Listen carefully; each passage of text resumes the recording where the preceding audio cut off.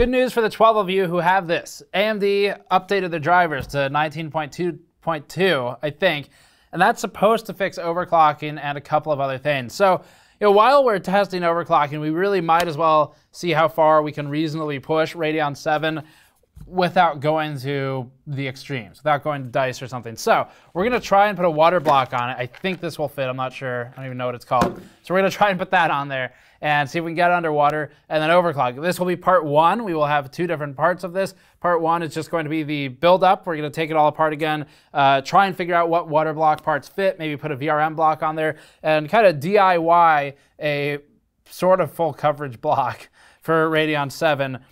So this will be good for just figuring out how far the card can go under sort of reasonable overclocking and cooling conditions. It's not a wide audience for this thing, but there is an audience and it's just kind of fun. So let's get into it. Before that, this video is brought to you by the Gigabyte Z390 Aorus Master motherboard, which comes equipped with one of the more powerful Z390 VRMs for heavier overclocks on the new 9th gen Intel CPUs. The Aorus Master is also one of the few motherboards with a real heatsink this generation, featuring a mix of high surface area fins and looks-oriented cover blocks. Oh, and it's also got updated RGB illumination. Learn more at the link below. We're going to use the medium mod mat today. You can buy this on store.gamersnexus.net. We sold out of these in like 48 hours, but you can reserve one for our next round. It's going to be like 2 months probably before those come in. They do take a while. But if you want to make sure you get one, go to store.gamersnexus.net. You can reserve one. So we're working on this today on the medium mat, on the large mat, because I need a lot of space for this.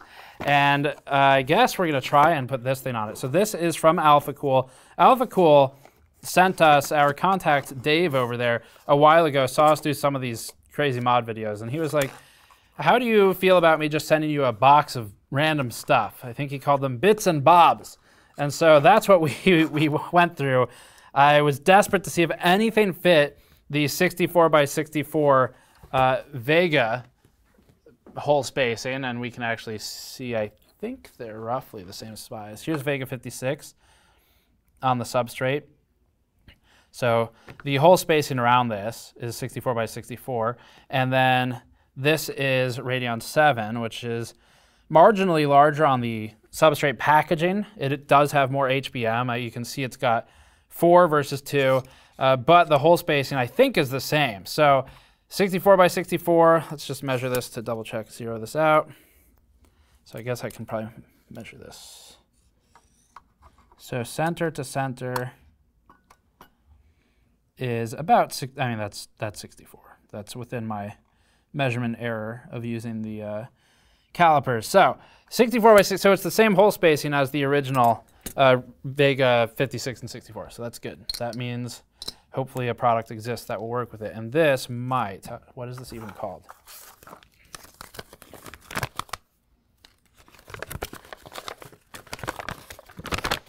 GPX upgrade kit. I don't know how old this one is, but it doesn't really matter. So GPX upgrade kits from AlphaCool. The question is, will it fit? So here's why I'm hoping this will work. This one, fortunately, has these slidable mounting hardware. So this is something that I wish we had more of. A lot of like the Asetek coolers and stuff, they have fixed holes that are just drilled through, and you pick one, and if it doesn't line up there, then too bad. So we often use the Be Quiet CLC. That would also fit here. My problem with that is then we're introducing random hardware I bought from Lowe's, and so the mounting pressure is a huge concern, where this HBM is some of the most fragile stuff on any components you buy. It's really easy to crack it. I've done it actually with a former small form factor component that actually I don't know if I can talk about killing that one, but I've done it before. And so the way it dies is you apply just too much pressure and it'll crack internally. You'll never see the crack in the surface, but it's really obvious when you try and use it because you get memory artifacting. So that's a huge concern. As long as you're kind of safe-ish with the mounting hardware, it's fine. We've done it before on Titans, but this will be better. So it's a bit more complete. So I got to take this apart. Let's do that, and then we'll speed through that. We've already done a teardown previously, and we'll try and see what can fit on here for water cooling. So today we're going to use the Ifixit ProTech Toolkit. They are actually running ads with us this month, so I'll link their ad link down below. If you want to check it out, that bit's not going to fit in there. So this, I think this card uses like a TR8. I think it uses a Torx 8 or 9. And this kit has one somewhere. Let's see. Oh, no. Okay, there it is. TR9. So we're going to throw on a TR9, remove the backplate. We already have a teardown video, and this toolkit will get us through all the screws that this particular card has. So just kind of speed through it. Ooh, this is really nice now.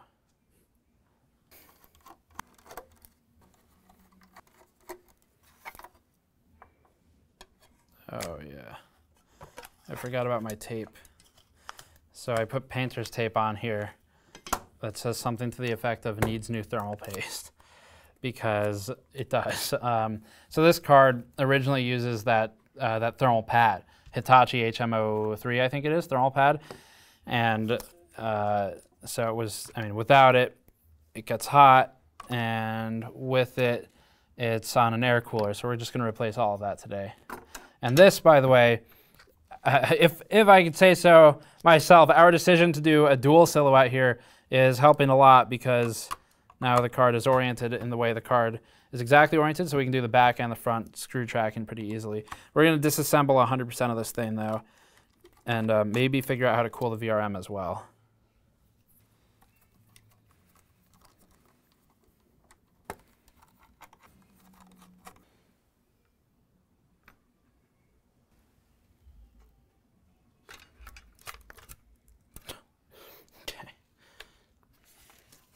Okay, so here's the card, and a quick note here. This is the IC Diamond Graphite thermal pad, and 1, very overrated. 2, terrible on this card. Do not put this on Radeon 7. I wanted to test a few different thermal pads and see how they all do, and against the Hitachi HM03, and I can tell you that we never published the data because it was I don't know, it was really simple. It was either you use the HM03 and it's fine, or you get a much tighter fit than is stock and you can kind of make paste work.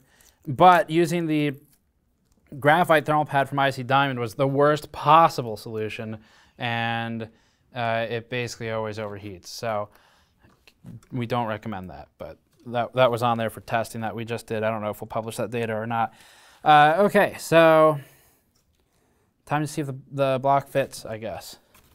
And this is supposed to mount on one of these things, like the Ice Wolf that they sell. It's supposed to socket into there, but we do not have that with us. So,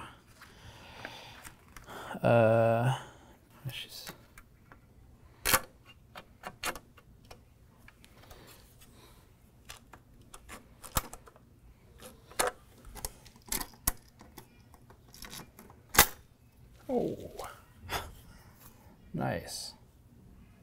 And there's contact. Sweet. Oh man, that's pretty cool. Especially since this is one of the biggest mounting hole spacings there is. I think one of the Titans goes a bit bigger, but this is among the top. So, all right. So we've got spacers to protect the PCB. We have springs for equal tension, and then caps that'll screw on. And I obviously need to put thermal paste in there still. Oh yeah, and all this stuff, by the way, is just from contact cleaner from an earlier project. So I think that looks like it'll work really well. We're gonna use Thermal Grizzly Cryonaut for the paste. This tube leaks because we've used it kind of in inappropriate ways, mostly by emptying it and then refilling it later. But it's gonna leak all over the card. So this is a Cryonaut. It's among the best thermal compounds for the type of workload we're doing now. If we were going, this would still be good for Sub-Zero, I guess, but if you're really going like under an LN2 pot, then compound choice matters a lot. But for the most part, they're all pretty much within the same range as long as there's enough. And we're gonna put a lot on here. I recently learned from, if we get the clip I learned from on the screen, that would be great. It was, the guy said that it's essentially good PC building practice to just always have extra paste on there. So I'm just following their guide right now. I think if we can get that clip up, I think their coverage looked about like this. I think you use the whole tube. Maybe you're supposed to use the whole tube. I believe that's what he said. Oh yeah, I need some on the cooler as well. Okay, someone's not gonna get that joke. So basically, that was in reference to The Verge, who made a terrible video. And to be fair, of the things that they did incorrectly, too much paste, not that they did this on a GPU, that would probably end poorly, but too much paste on a GPU, it really doesn't go wrong. It'll squish out, it always does. You can ask their Bauer, he has the same approach to this I do. The most important thing is to make sure that there's full coverage. I did exaggerate it here, like this is a bit much. But having too much isn't gonna hurt the performance here. It will squish out. Now, we have a whole video on like too much thermal paste, and to really get too much to a point where it damages performance, you need to empty literally the entire tube. And then it would fail because you would crack the die from all the pressure. But in this instance, although it is too much, it's still fine. So a bit exaggerated though on my end because of that video. But anyway, the thermal compound, it just needs to cover everything. If you miss any spots on the GPU because you were being sort of too conservative on the application, then you can actually cause small parts of the GPU to die. That BuildZoid has experience with that as well. I don't remember if it was with HBM or with one of the cores, but this will work out. So we're gonna go hand tight here to start. Probably just stop at hand tight as well, because that HBM is very fragile. We definitely have contact. Hopefully it's not too much contact. Wow, man, that clearance, that is close. So take a look at those inductors. On this diagram that we have on the mod mat, which is again on store.gamersnexus.net, your inductor line's right here. It'd be number 6 on our diagram. This card, because it's a bit unique and doesn't have memory modules, it's just got HBM. AMD almost does like a horseshoe shaped VRM here, and so some of the inductors are less than a millimeter away from our cooling block. So very close on the clearance. It almost doesn't fit. Okay, so that's a good start. I'm gonna figure out the VRM. It's powerful enough on this thing that we can just hit it with air and it will be 100% fine. We've done that in the past as well, but it is more fun to try and actively cool it. It's just not necessary. So the problem I have with it, I have some VRM blocks, but my VRM block would probably go here. And then we still have VRM over here and VRM up here. So, and we're clearly not going to fit any more blocks up there. I think we might leave it alone. We might leave this alone and just go with a fan pointed at the MOSFETs. That will be more than enough. As a reminder, MOSFETs can do like 125, 150 degrees Celsius. There's a lot of surface area here, and the GPU will be running cool, so we're not going to have too much sort of heat spread there, but especially if it's sub-ambient, in which case it'll start, the stuff around it will get a bit cold as well. But I think we can stop there for that part. Oh,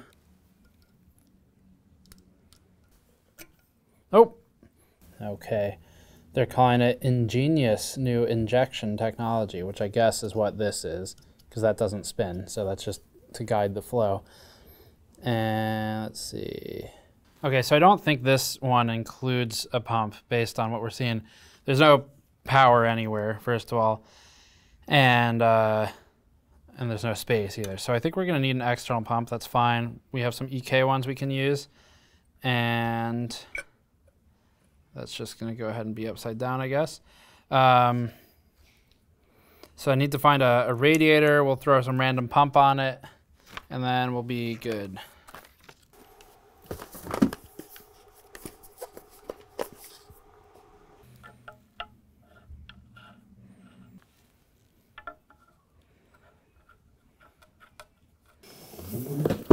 Nice.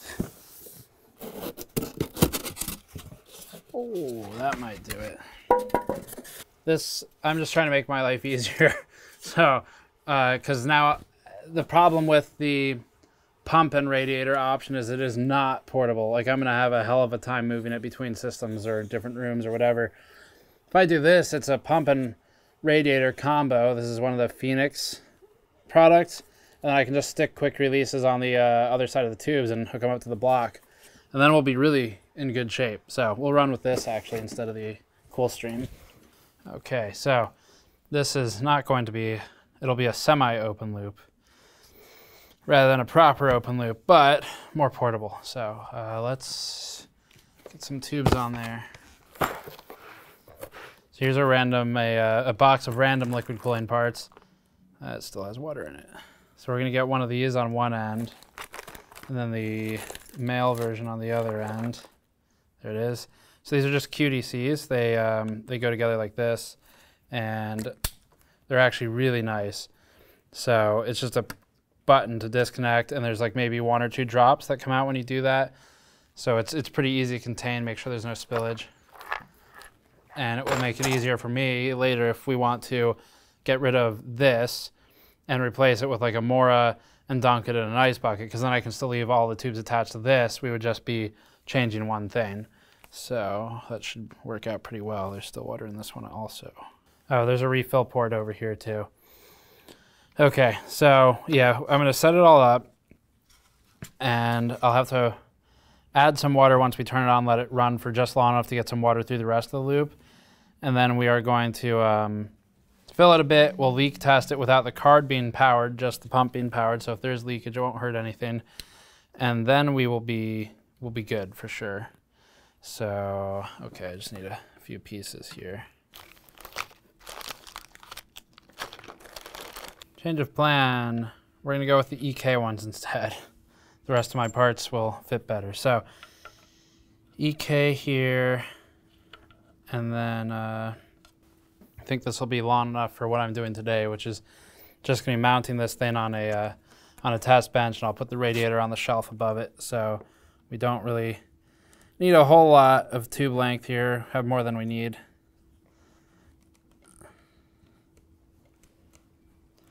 Actually, you can already see some of the water starting to come out. I probably should not have connected those, but we're okay because gravity's cool, I guess, and so is water pressure. But you can see water starting to come out over here because we've connected those two. So, I mean, we're good now because that's connected as well. But obviously, if it had run through all the way, that would have sucked. Now I'm just going to connect to the next quick disconnect. So that goes in like this.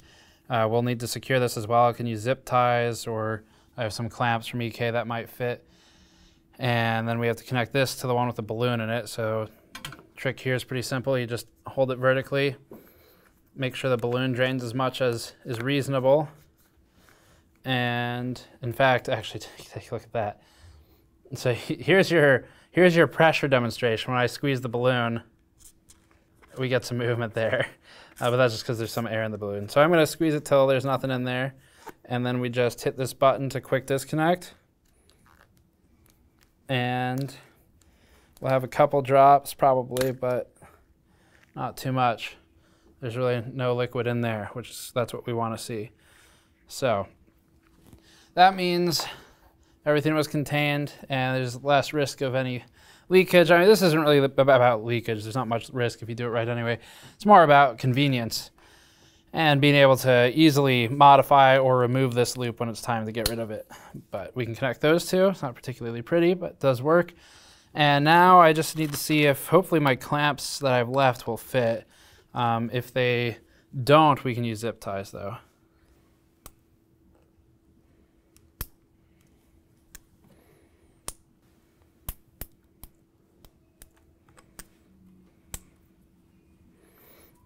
And that's also good. All right, cool.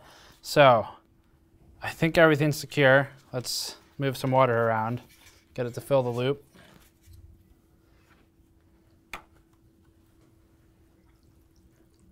Nice. We definitely need more water in there. But I think we're okay. It would be nice to have a funnel though. I don't know if I have one here.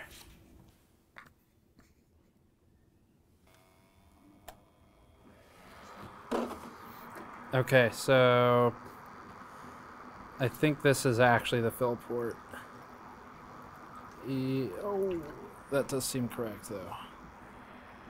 Too much water. capillary action's pretty cool. And I think we're going to be good to go now. The tubes are currently on the ground, but the tubes are completely full on each side. So that is prepared. Just clean this off a little more.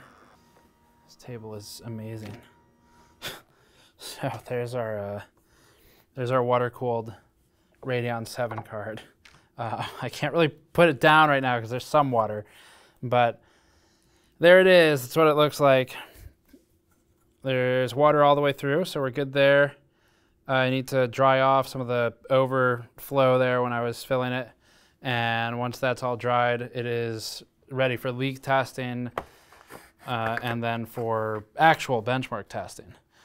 So there's our hybrid, sort of. I mean, it's a water-cooled Radeon VII, except I'm going to have to put air on the VRM. So it's kind of hybrid, I guess.